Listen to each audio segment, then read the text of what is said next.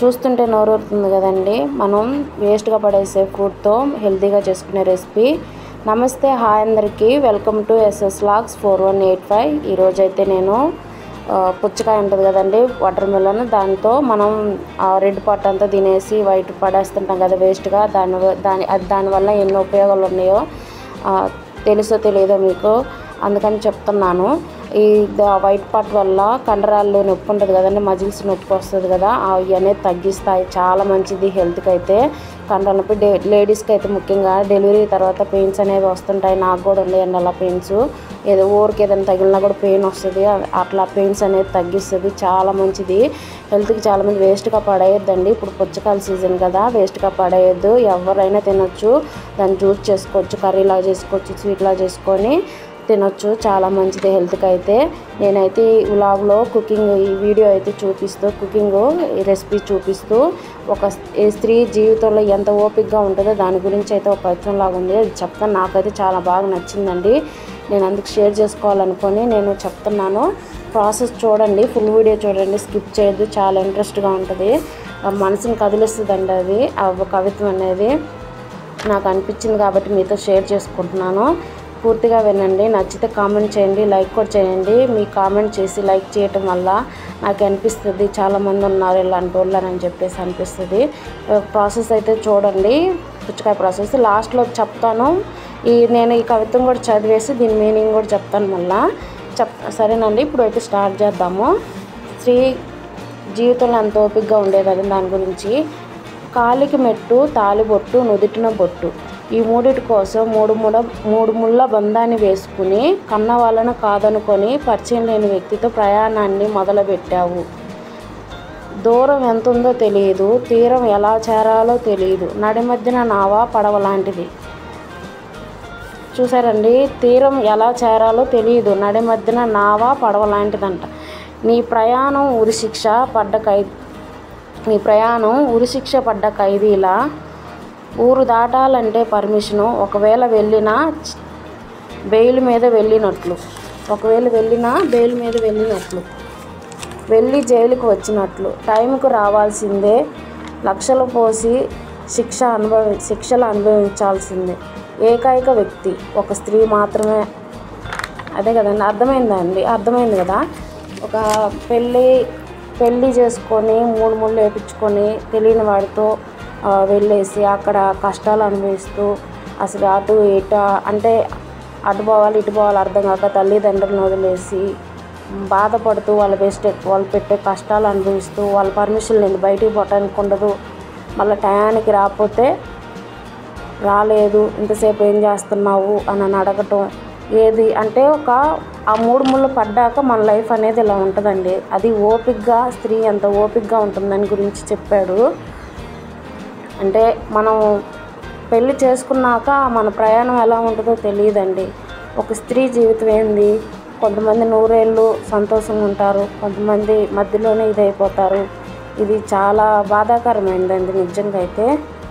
కానీ అత్త మామూలు మంచోళ్ళు అయ్యి చేసుకున్నవాడు భర్త మంచోడయ్యి ఉంటే చాలా మంచిదండి. అలాంటి వాళ్ళు ఉన్నట్టయితే కామెంట్ చేయండి. భర్త మంచోడు కాక అత్తమామలు మంచోళ్ళు కాని వాళ్ళు ఉన్నారు. భర్త మంచోడయ్యి అత్తమామలు టార్చర్ పెట్టేవాళ్ళు ఉన్నారు. అత్తమామలు మంచోళ్ళే హస్బెండ్ టార్చర్ పెట్టేవాళ్ళు ఉన్నారు.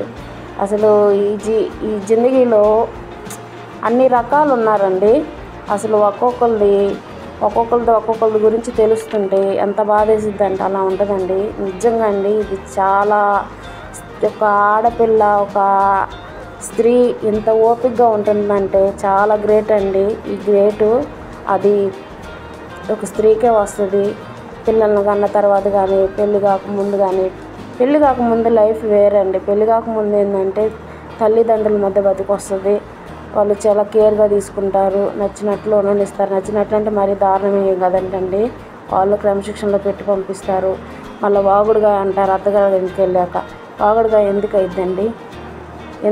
అమ్మగారి ఇంట్లో లేని వాగుడుగా అత్తగారి ఇంట్లో ఎందుకు వస్తుంది? రాదు. ఎందుకు వస్తుంది?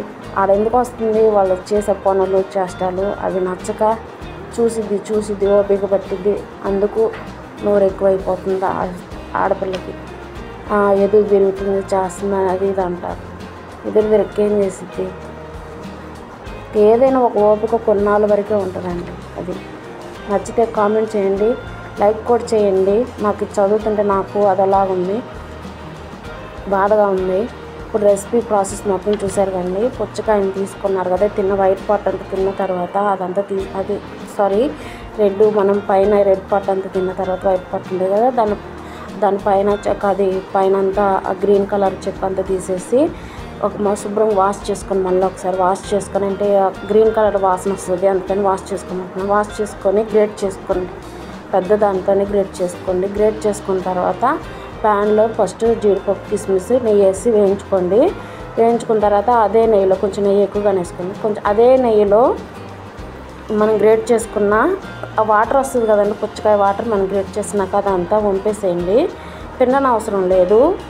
గ్రేట్ చేసిందన్న వాటర్ కొంచెం పక్కకు వస్తుంది కదా, అదంతా వంపేసి ఆ నెయ్యిలో వేసేసి వేయించుకోండి. బాగా వాటర్ అంతా ఇంకిపోయే వరకు వేయించిన తర్వాత యాలకుల పొడి, చక్కెర వేసేసి ఆ చక్కెర అంతా బాగా పట్టిందాకా డ్రై అయిపోయేదాకా చేసేసి కాజు కిస్మిస్ మనం వేయించుకున్నాం కదా, అది వేసుకుంటే ఫైనల్గా ఒక స్పూన్ నెయ్యి వేసుకోండి.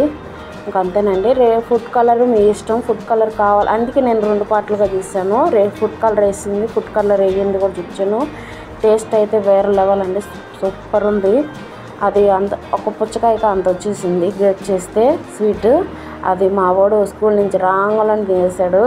నేను ఊరికి టేస్ట్ చూశానండి వీడియో తీసేటప్పుడు, అంతే. మా పాపకు కూడా లేదు, వాడికి స్వీట్ భలే ఇష్టం అండి. చాలా బాగుందండి, చాలా టేస్ట్ అయితే చాలా బాగుంది.